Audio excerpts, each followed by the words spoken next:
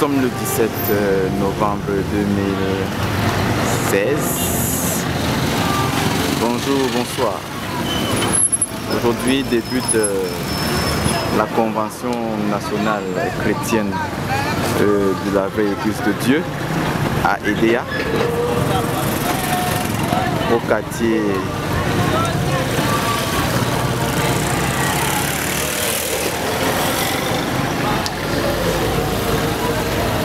au quartier Kodok. Comme vous pouvez lire sur la banderole, Convention nationale, et on peut observer pour le début de cette rencontre, de ce grand rassemblement, les gens, les invités, les chrétiens qui sont en train d'arriver peu à peu.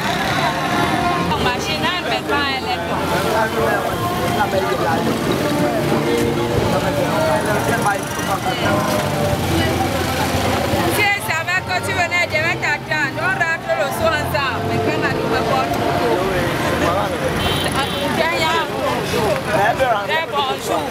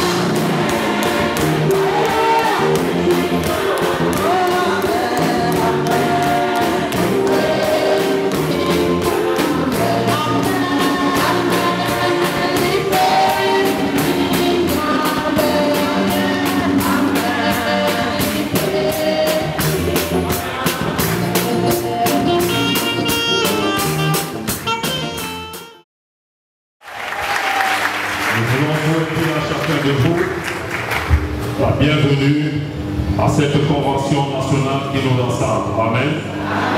Et nous commençons notre soirée d'aujourd'hui par la prière de notre bien-aimé frère Fulna Jonas.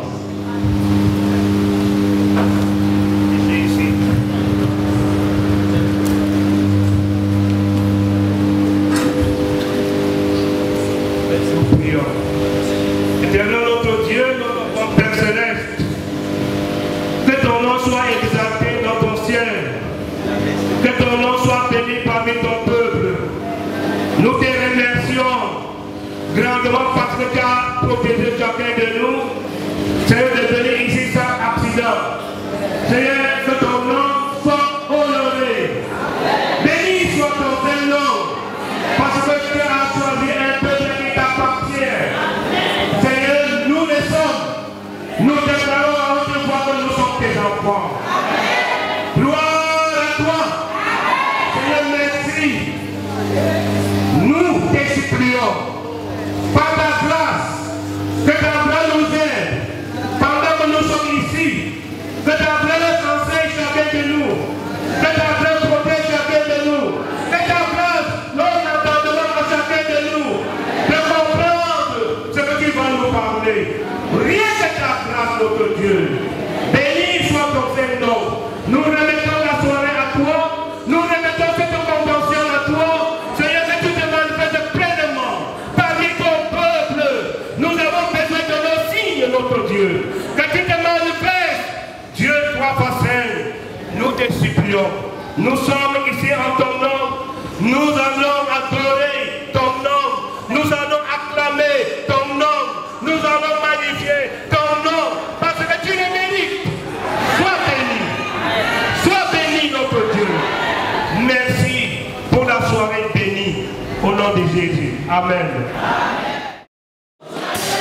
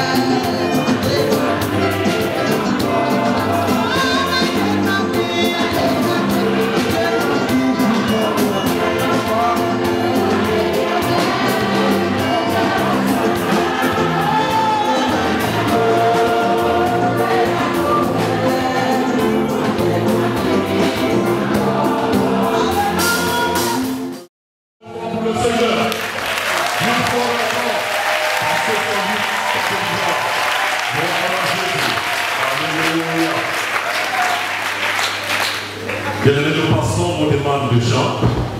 Nous avons reçu 2 demandes du groupe d'action des femmes aidées à l'Orient. Nous allons les écouter chanter.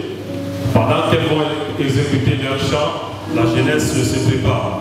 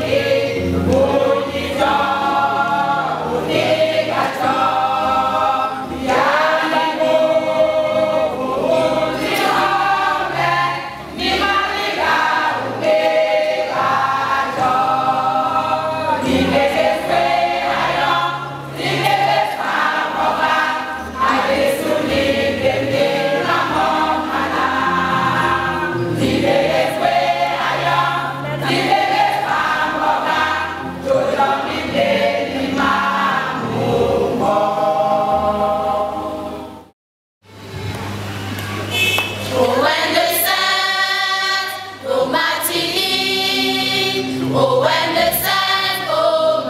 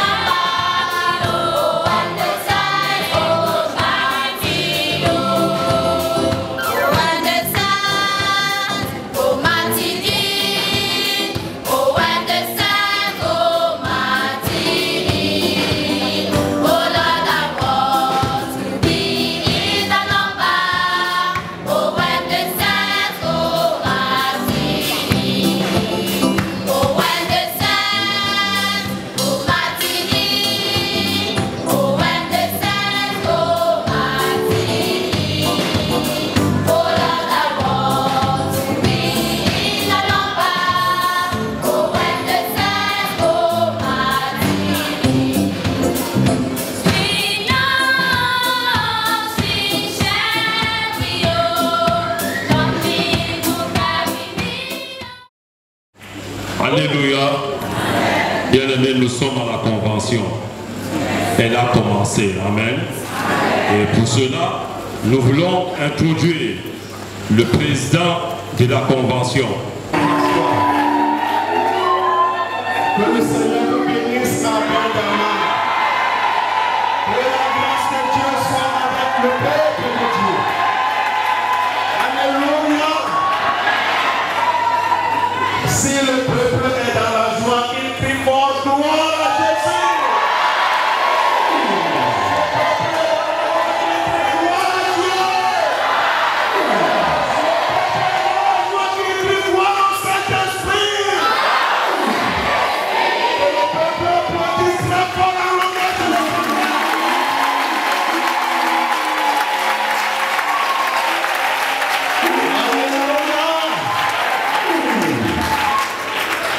La grâce de Dieu est avec vous. Je sais que le début de cette convention promet beaucoup de choses vers la fin et à la fin. La joie qui a commencé avec ce peuple continuera à se manifester jour après jour. Que les bontés de l'Éternel se renouvellent envers chacun de vous. Nous bénissons le Dieu, le grand Dieu, qui a permis que chacun de vous arrive en ce lieu sans incident. Et nous lui disons grandement merci.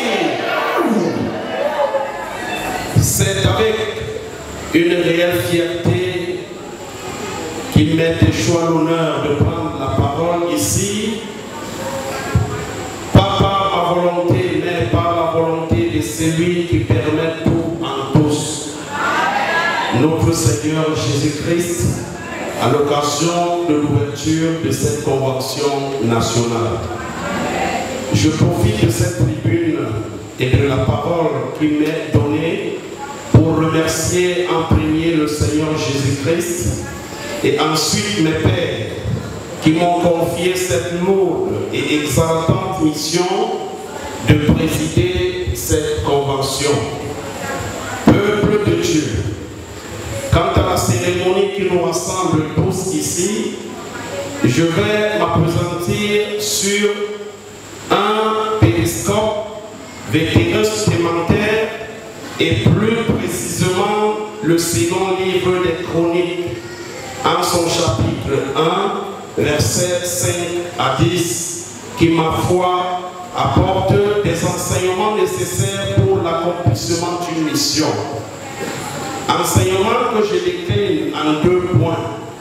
La nécessité de chercher et de garder pendant et après cette convention une communion parfaite avec Dieu. Dès que Salomon est fait roi, il se souvient des pratiques religieuses de ses pères. Au verset 5 et 6, il est écrit: et Salomon et l'assemblée cherchèrent l'Éternel sur l'autel d'airain qui était devant la tente d'assignation. Il offrit à l'Éternel 1000 holocaustes. Il ne peut avoir d'action positive sans Dieu. Disons tous, bien-aimés, comme Salomon, je veux devenir un grand roi après cette convention.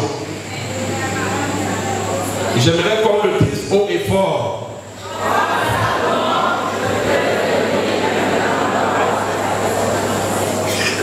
Amen. Mais notre prière est que, comme Salomon, chacun de nous s'abreuve à la bonne source, afin de marquer d'un sceau particulier, et cela ne se fera qu'avec l'aide du Saint-Esprit, qui est le dispensateur de toute grâce.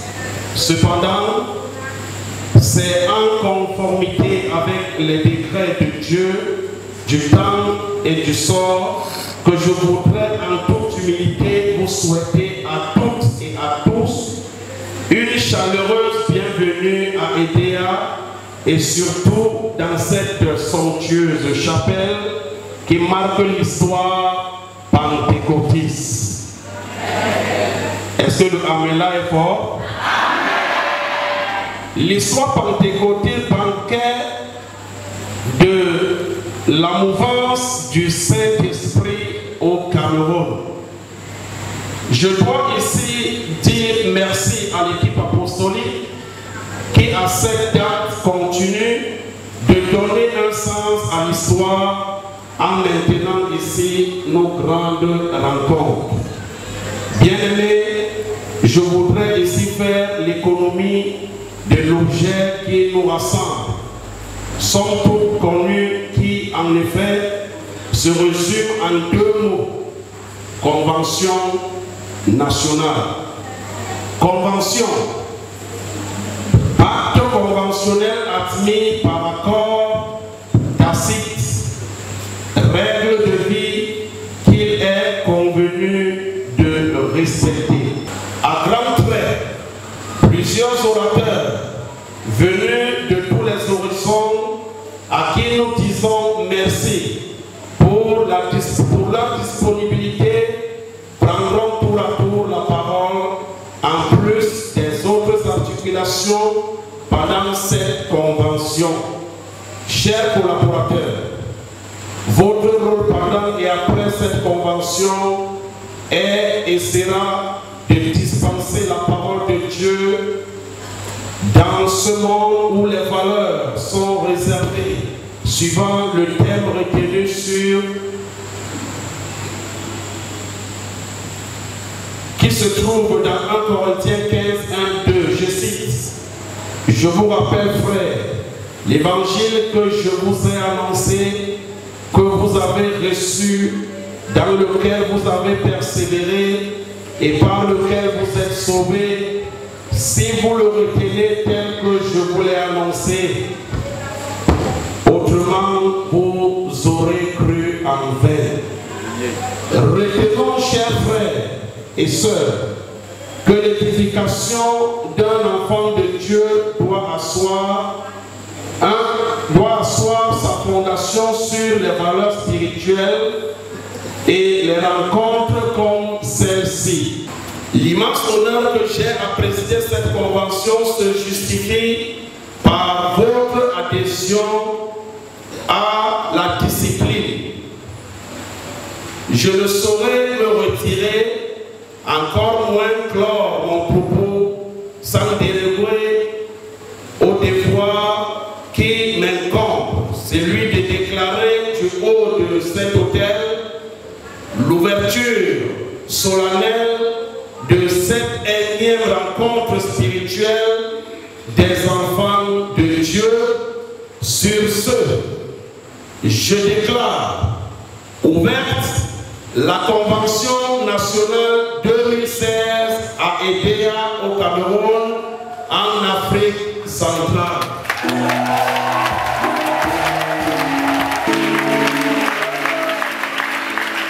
Que le Saint-Esprit se meuve et que la fête commence. Que le Seigneur vous bénisse abondamment. Amen. Alléluia.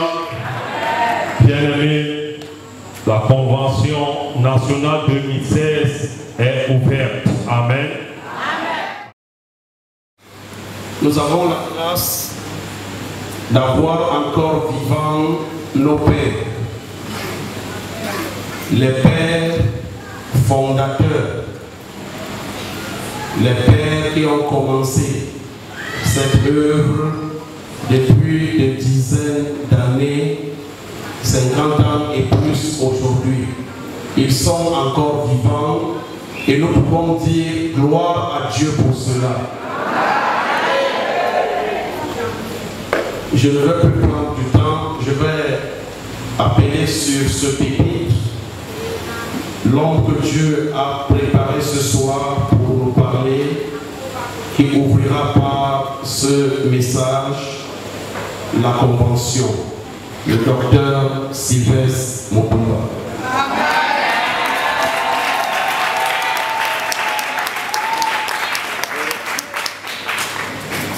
Est-ce qu'on peut encore applaudir très fort le Seigneur?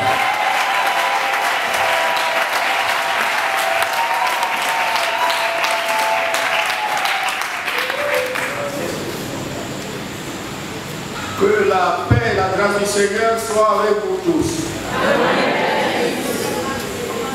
Soyez les bienvenus à cette convention. Que toute bonne disposition nécessaire soit accordée à chacun et à chacune pour que ce temps passé ensemble puisse apporter un plus.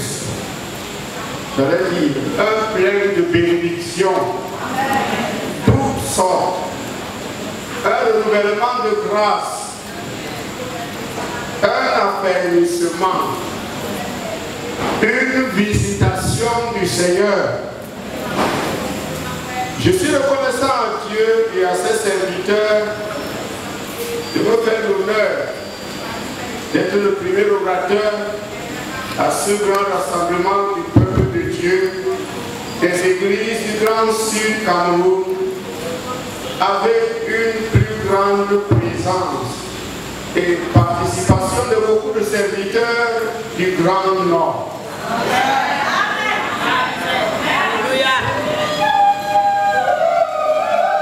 Est-ce que nous sommes contents de la présence?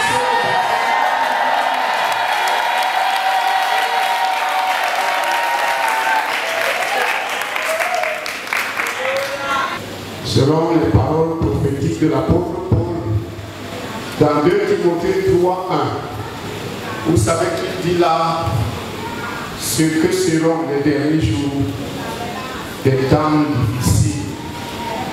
Nous les vivons, ces temps difficiles, pas seulement dans le monde, mais dans l'Église, malgré le voile des chants et des danses. Les temps difficiles sont même dans l'Église aujourd'hui. Je me forcerai de ne dire que ce que l'Esprit Saint me poussera de dire, afin que celui qui aura des oreilles puisse entendre pourquoi Dieu nous a réunis et ce qu'il veut nous dire. Le thème central,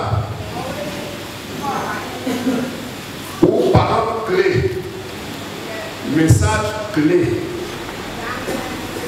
bien retenir l'évangile de notre salut d'après 1 Corinthiens 15, 1 à 2. Mon intervention nous conduira donc à comprendre le sens, la définition du terme évangile de notre salut et aussi la raison de l'exhortation de l'apôtre. Ces bergers étaient dans le froid, étaient dans la nuit, étaient un peu grippés, un peu malades, un peu inquiets. Et ils étaient là. Ils avaient toujours été là, jour et nuit, dans le froid, et craignant les loups qui viendraient arracher une brebis quelque part, craignant même des voleurs. Ils étaient là, ces bergers, et ils n'avaient pas le sourire. Est-ce qu'aujourd'hui, à l'église, nous avons le droit de rester sans sourire? Est-ce que nous avons le droit de rester sans sourire? Non. Est-ce que nous avons raison d'être tristes à l'église? Non. Ce berger était triste. Triste. Il n'avait rien que la tristesse de l'histoire. Et ils attendaient une éventuelle vente d'une brebis quelque part pour avoir quelques sous. C'est là où les anges apparaissent. Ne craignez pas.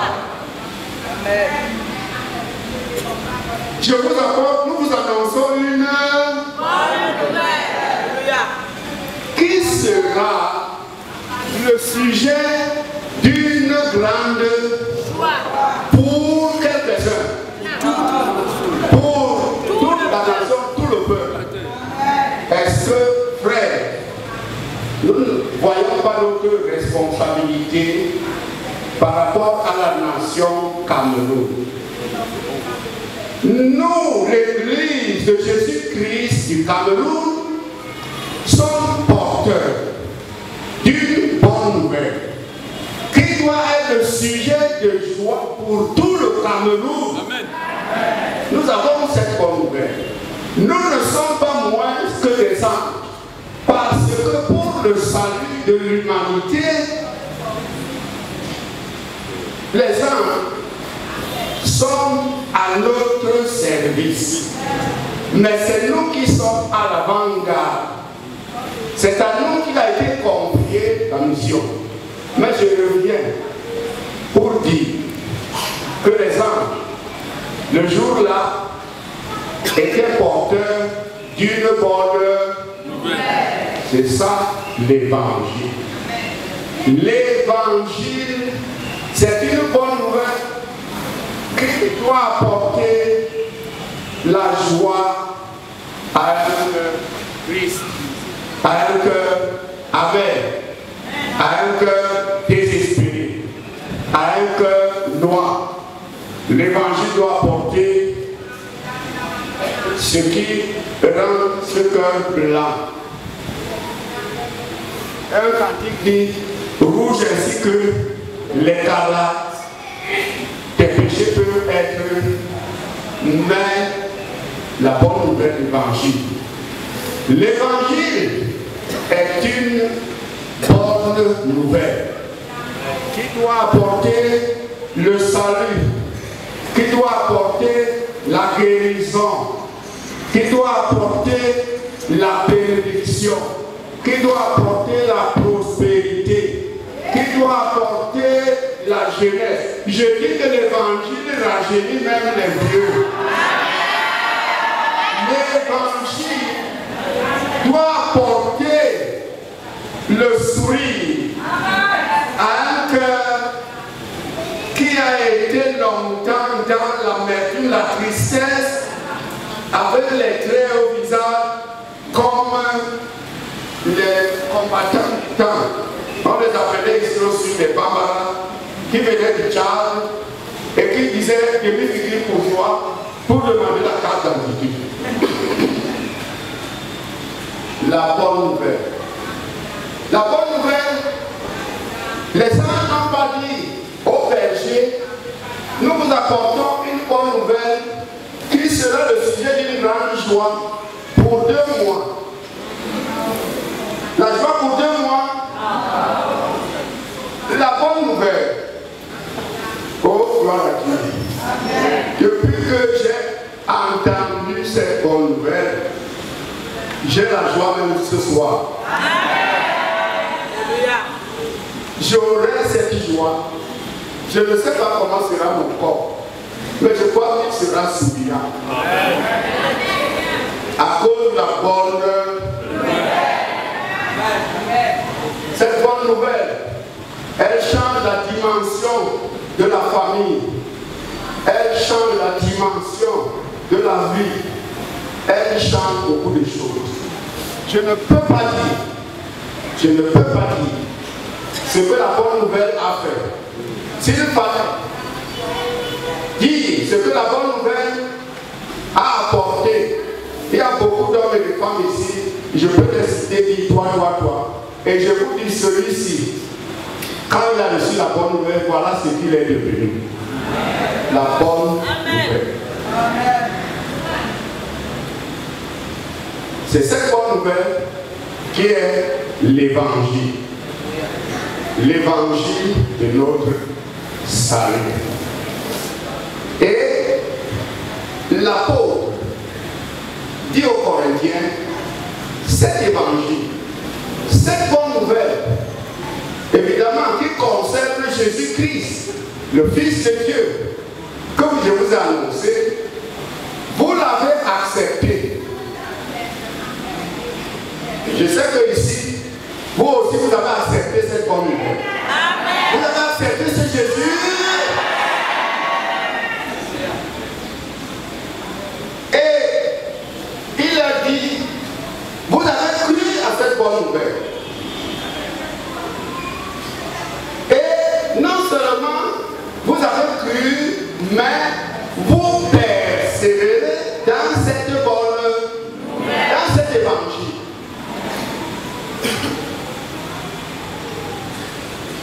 Et puis il a dit, vous retenez cette bonne nouvelle, cet évangile, tel que je vous l'ai annoncé.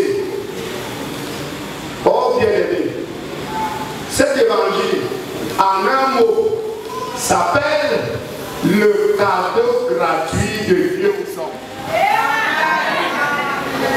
Et vous connaissez le texte d'Éphésiens 2, 8 à 10 qui dit, quand c'est par la grâce que vous êtes sauvés, par le moyen, cela ne vient pas, c'est le don, ce n'est pas par les œuvres, afin que personne ne dise bien aimé. Je viens. L'évangile, la bonne nouvelle là, c'est le cadeau de Dieu. Ce n'est pas sur la base de la loi. Non, ce n'est pas sur la base de fais, obéis, fais et remplis.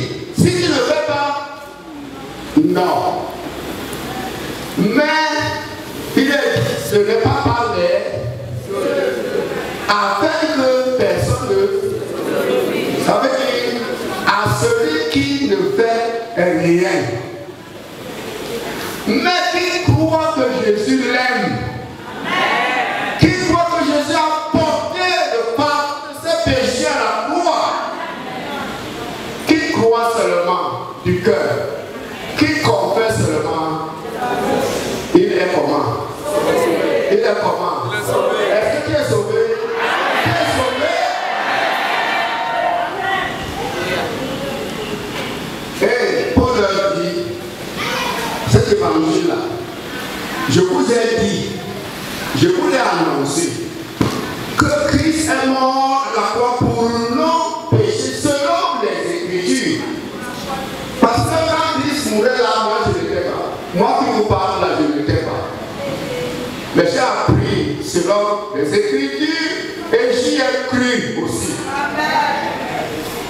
Ce Christ-là, il est entré.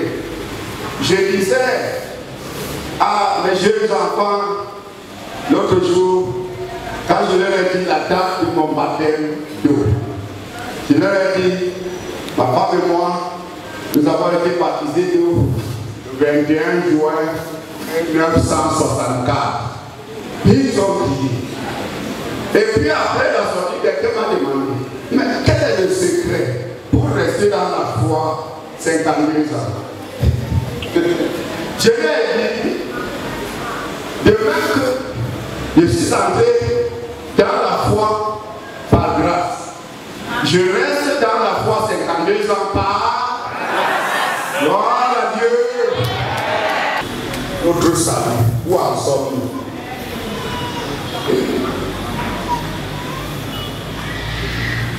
Et pour plus loin, il va dire, il va se frapper la poitrine en disant, mon Dieu va vous juger selon mon évangile. Je vous dis une chose, bien aimés, nous qui sommes ici, si nous sommes nés du même arbre, si nous sommes nés du réveil de 60, je vous dis que Dieu nous a fait naître par un évangile. Nous n'avons pas besoin de regarder l'évangile des Ghanéens. Nous n'avons pas besoin de regarder l'évangile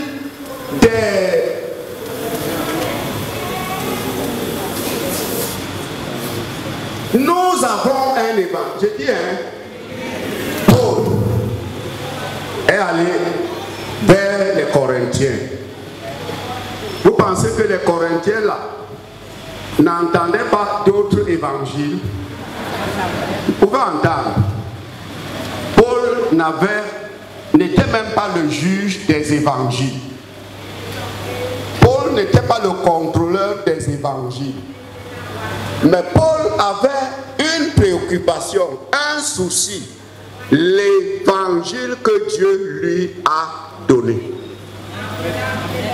Pasteurs, serviteurs de Dieu qui sommes ici, est-ce que nous savons que nous avons une responsabilité, que nous avons reçu un évangile que nous devons transmettre tel que nous l'avons reçu, et que c'est notre responsabilité de veiller pour que l'Église, si nous pouvons appeler notre Église, garde l'évangile que nous lui avons donné.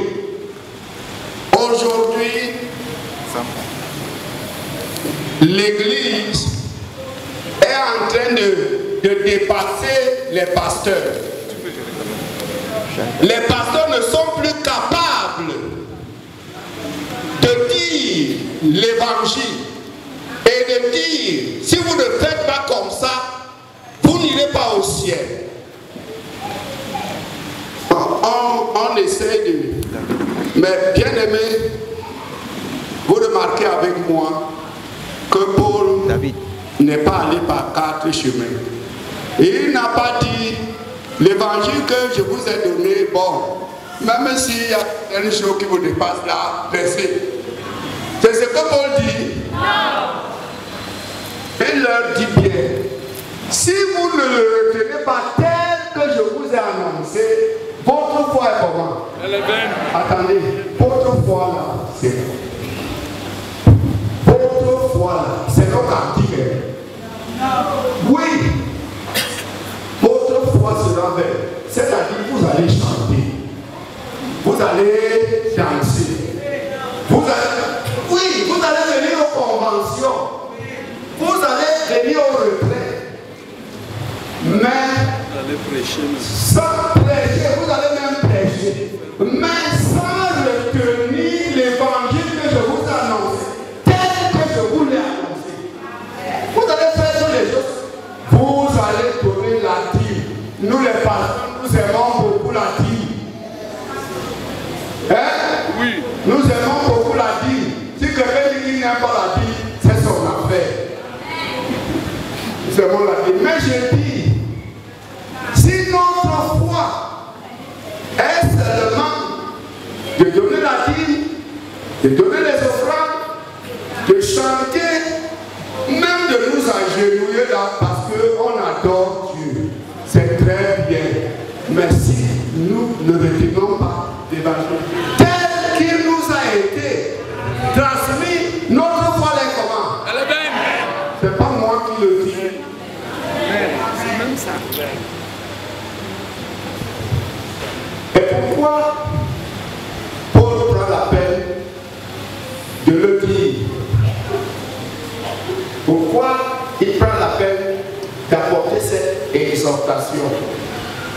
C'est parce que déjà, l'église de Corinthe avait un problème. Pourquoi il insiste sur l'évangile? Quelque part chez les Galates, il va dire que l'évangile qu'il annonce, il ne l'a pas reçu d'un homme, mais il l'a reçu de Dieu. Et il dit, dans Galates 1, vous pouvez lire, il dit, si moi qui vous ai annoncé cet évangile, à vous Galates, si je reviens et je change de langage, je commence à vous dire vraiment, avant là, je n'avais pas bien vu, mais vraiment, vous avez raison. Qu'il soit comment?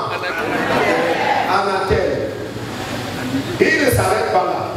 Il dit, même si c'est un ange, l'ange vient d'où? L'ange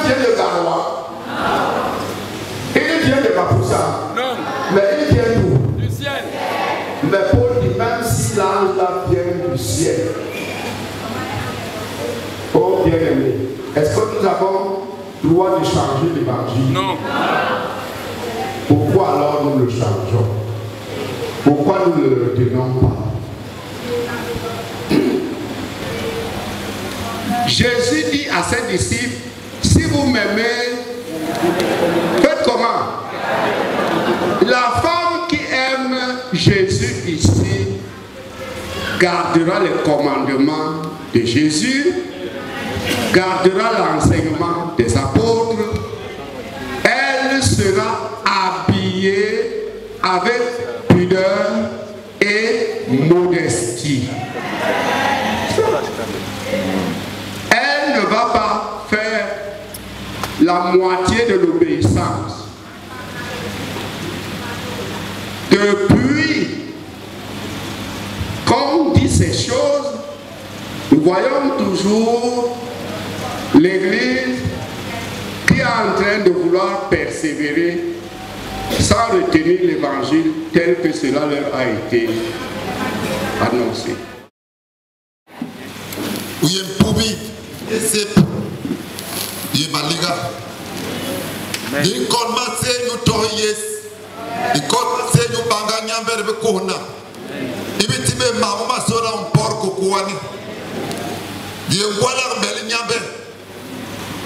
di nora ling yom, di nora semo, di nora toyom, di nora pumimom, di nora mele makom, di nora iki jam, di tuale pem, di kwe borngen, di le bangani ya iga beste tem di suku ningi. John di sohole bangayom iri no tena emwes. Di baran kake no, ohola iki wara kere yes anyambe. Bénis chacun de nous, nous allons nous reposer en paix. Nous à sa demeure. Pour la nuit, parle à ton peuple. Fortifie-nous pour que nous revenions demain en ta présence. Sois loué, sois béni, peuple.